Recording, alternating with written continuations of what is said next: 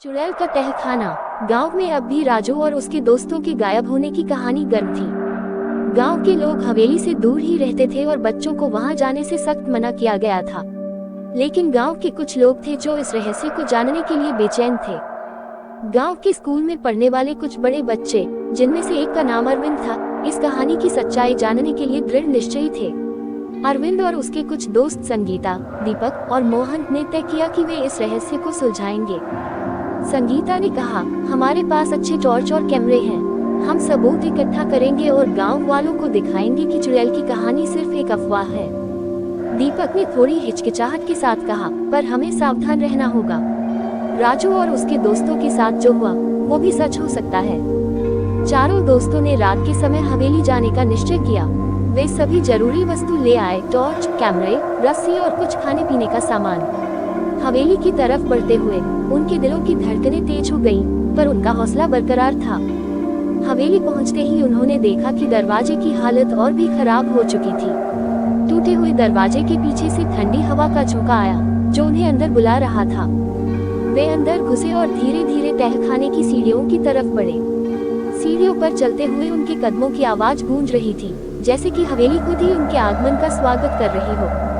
जब वे तहखाने के दरवाजे तक पहुंचे, तो देखा कि दरवाजा आधा खुला हुआ था।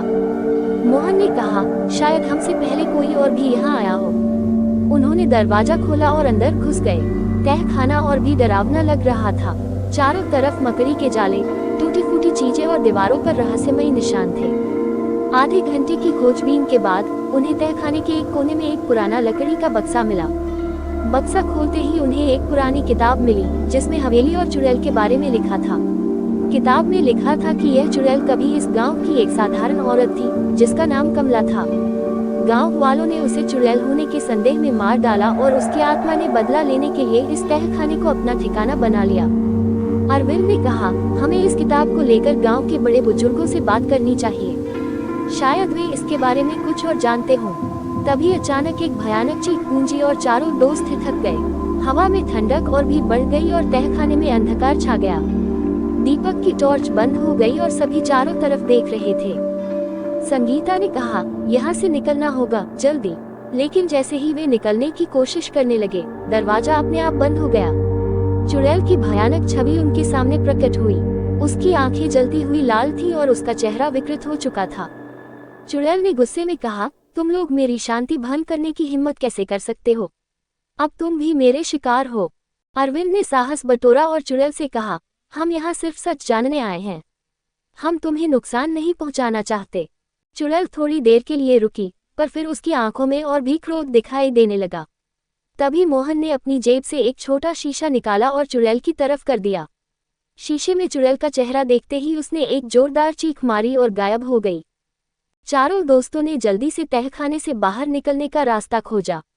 जब वे बाहर आए, तो देखा कि हवेली के बाहर की हवा सामान्य हो चुकी थी। वे गांव वापस लौटे और उस पुरानी किताब को गांव के मुखिया को दिखाया। मुखिया ने कहा, ये किताब हमारे पुरखों की है। हमें नहीं पता था कि इसकी सच्चाई इतनी भयावह होगी। हमें इस चुड़ैल की आत्मा को शांति देनी होगी।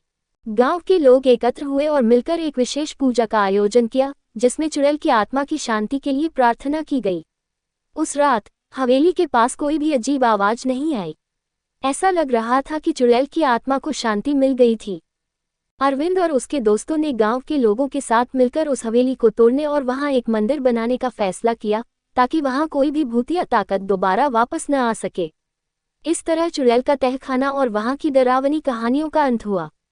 गांव के लोग अब सुरक्षित महसूस करने लगे और हवेली की जगह एक शांतिपूर्ण स्थल बन गया। चुड़ैल का तहखाना। इस कहानी से हमें ये सीख मिलती है कि कभी कभी हमें अतीत के रहस्यों को जानने और उन्हें सुलझाने